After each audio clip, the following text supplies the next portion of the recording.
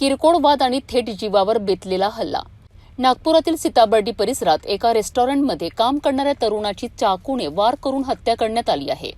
वाद इतका टोकाला गेला की एका तरुणाला आपला जीव गमवावा लागलाय।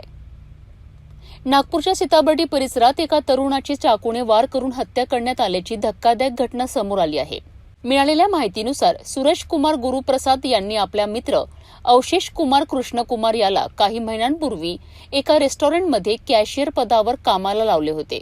रेस्टॉरंटमध्ये काम करत असताना अवशेष कुमार आणि तेथील वेटर आयुष सुखवीर सिंग नेगी यांच्यामध्ये किरकोळ कारणावरून वाद झाला।